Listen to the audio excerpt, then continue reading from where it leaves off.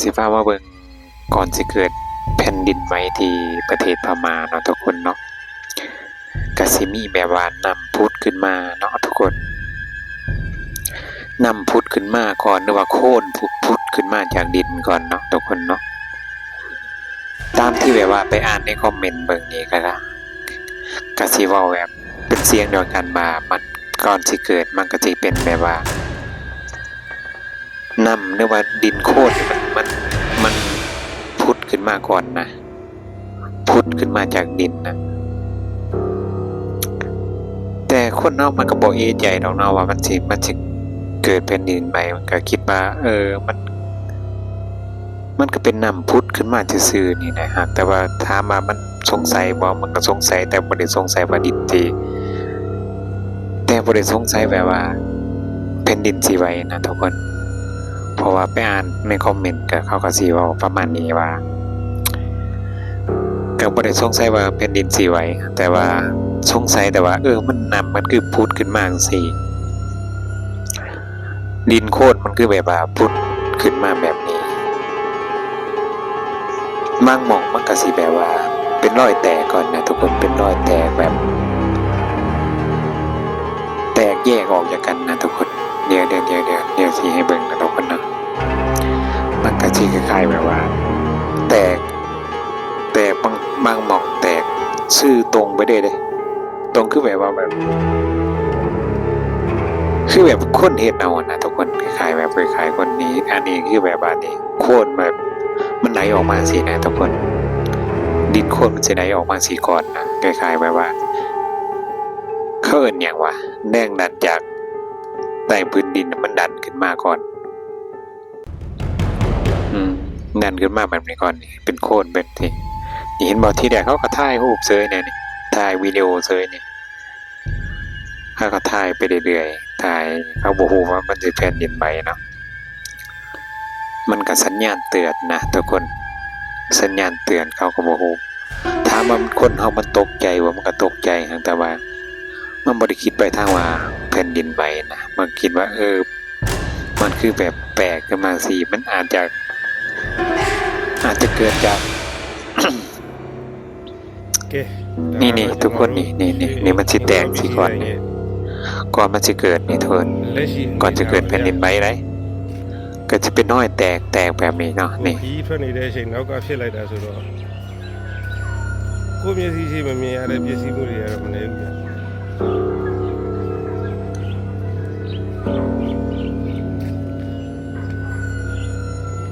นี่นั่นทุกคนนี่ဝိညာဉ်မြည်တွေအကွက်ထွက်လာပြီးတော့เป็นน้อยแตกแบบนี้เนี่ยนี่တဲနှုံးတွေဘယ်ကနေရောက်လာမှမသိ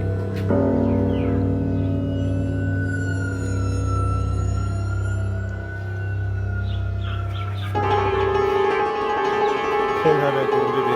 အကွက်ထွက်ဆယ်စီးတိုင်းလည်းဒီလိုမနဲ့เบิ่งก็เป็นตะยานทุกคนเนาะเห็นก็เป็นตะยานသူ့ပြက်တယ်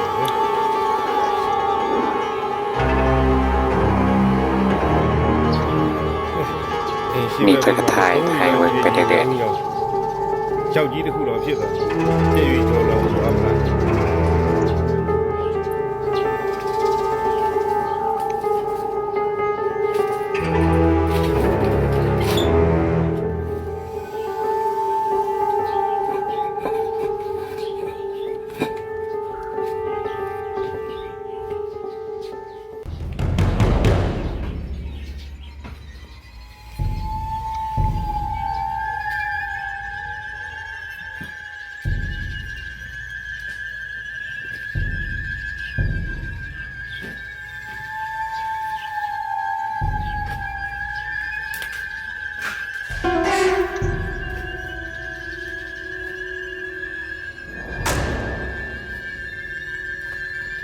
နောက်မှရှိတဲ့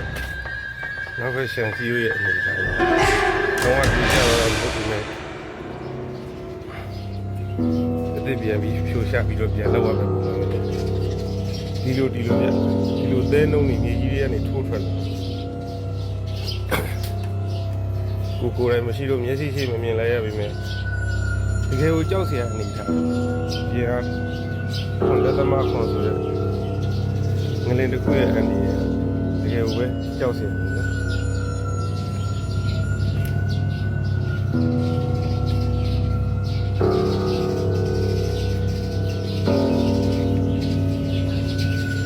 လိုမျိုးဒီလိုတဲလုံးဒါမြေကြီးတွေကနေပန်းထွက်လာတယ်ဒါကြီးဒီကမှဒါတပီခွဲတော့ရှိတယ်ဆိုတော့လက်ရှိဒီလိုထားလိုက်တယ်ဒီရောက်လာမြေကြီးတွေအကွဲပြီးတော့ထွက်လာတယ်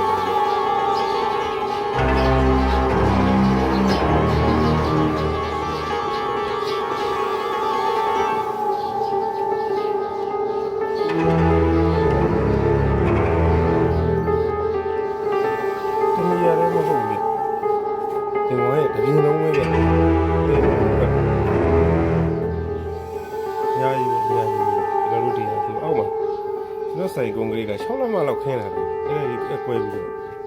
ထွက်လာတဲနှုံးတယ်နေရာမှာငုံနှုံးတဲနှုံးသူက6လမ်းလောက်ရှိတယ်ဒါဆိုင်ရဲ့အတွင်းထဲကိုလုံးကတော့တကယ်ဖီကိုပြေးရတယ်စီမတိုင်ပြီးလက်မကပြီးကလေးတွေလည်းကြီးရလွှာရတယ်ဘာမှမသိနိုင်တဲ့အချိန်လေး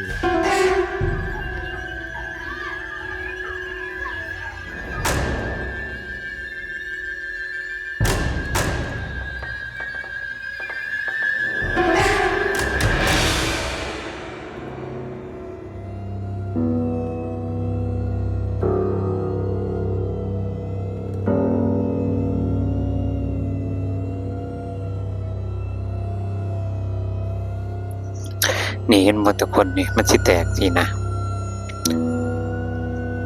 อันนี้คือมันแบบแผ่นดินไหวนะตัวนี้คือแบบไหวนะมันห้อยแตกใหญ่ๆคือมันแผ่นดินไหวหน่อยแต่ว่าที่แบบห้อยแตกน้อยก่อนนะคือแบบว่าก่อนมันสิเกิดเหตุนะทุกคนคล้ายๆแบบล่มหรือว่าแก๊สมันดันขึ้นมาก่อนนะมันจะออกคล้ายๆกันนะ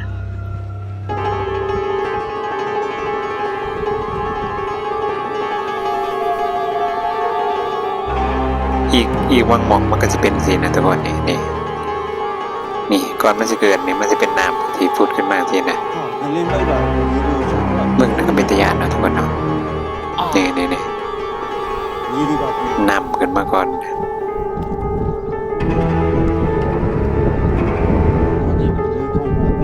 จะมีทั้งแบบน้ำทั้งแบบห้อยแตกแบบใช่นี่เห็นว่าอันนี้ก็จะเป็นธงหน้าเนาะธงหน้า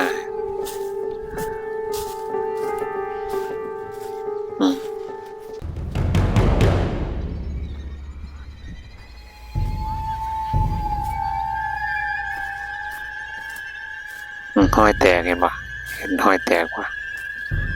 แตกสิก่อนเนี่ย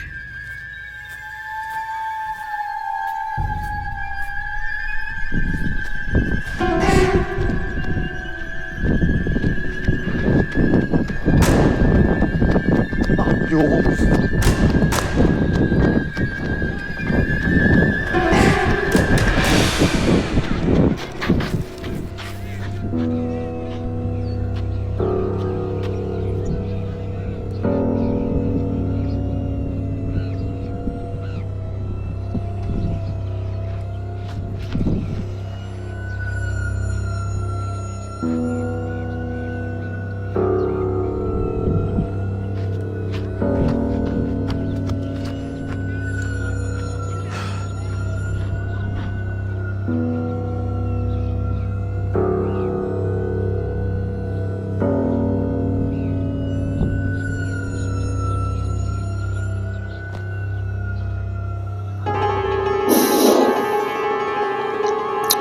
มึงห้อยแดงทุกคนนี่มึงเนี่ยตัวนี้เป็นตะยานหมดทุกคนมึงเนี่ยยาวไปหมดเลยหมดห้อยแดงคือสีเดือดขนาดนะทุกคนพอถ้าน้ำมันพุดขึ้นมาสีคือสีเดือดขนาดนะ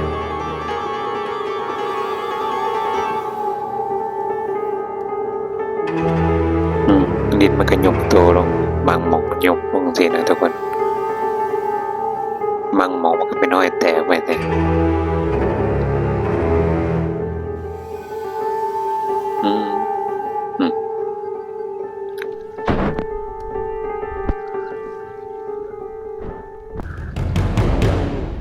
ကွဲသွားတဲ့ဒီအကွဲချောင်းတွေကနေပြီးရေတွေကဒီဒါဘယ်တွေကိုစီးနေမလဲတော်တော်နားလောက် แน่เบิ่งสิคือสิเดึกนะทุกคนเนาะ ရေတွေက เอาแน่แบบนี้คือสิแบบว่ามันคือมันเดึกนะ ဒါရေတွေကြီးပဲ เงินมีดลงไป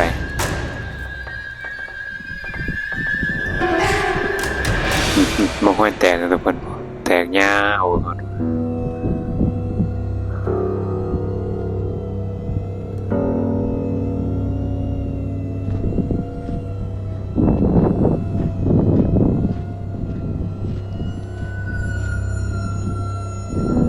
ที่กล้าอยู่ทุกคนแบบนี้นะถ้าเป็นทุกคนที่กล้าอยู่ซูเมอร์มันเกิดขึ้นสิแล้วนี่มันหยบดินมันหยบถึงสิกล้าอยู่บ่เฮาบ่ฮู้มันสิลงยามใดเนาะนี่เฮาก็บ่ฮู้มันสิถล่มช่วงใดเนาะนี่เฮากล้าย่างเซยนี่เบิ่ง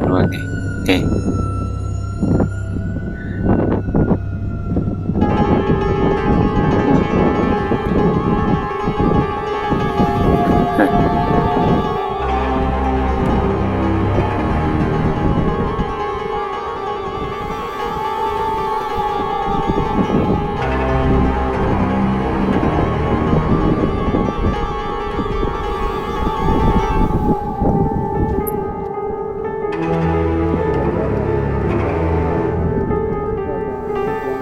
มองนี่เป็นหลุมเลยทุกคนเป็นนมแบบนี้เลย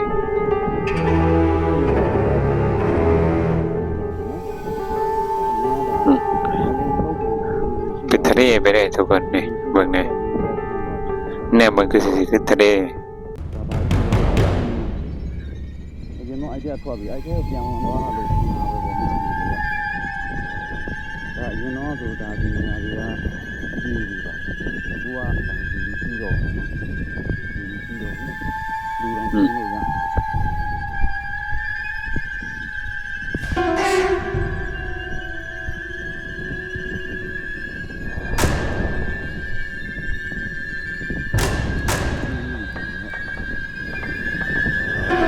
มึงเนี่ยเป็นหลุมเสียทุกคนมึงเนี่ย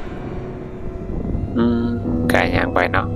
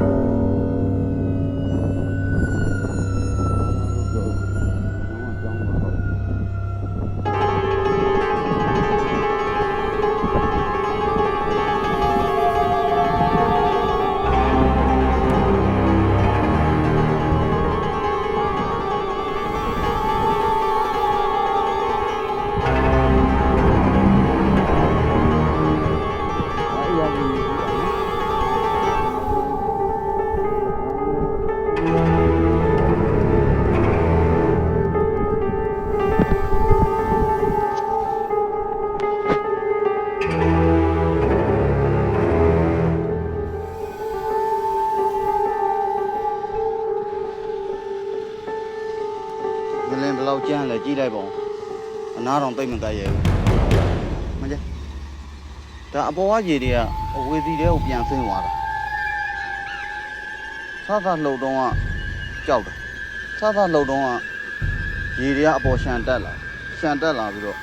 အင်းထဲကိုရေတွေဝင်သွားအခုတခါငလင်လှုပ်ပြီးတော့အင်းထဲကရေတွေကအမကြီးကိုအဝေးစီတွေကိုပြန်ဆင်းသွားတာကြောက်စရာကြီးနော်မကြအင်းထဲကရေတွေကအမအဝေးစီကိုဟာအကြီးပဲအဝေးစီကိုပြန်ဆင်းသွားတာရေကြီးကနှစ်ချမ်းကွဲတော့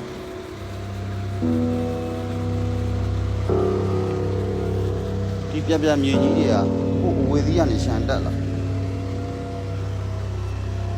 ဟုတ်ကဲ့ရေတွေကဟိုအောက်ပြန်ဆင်းသွားတယ်အဝေးစီးကို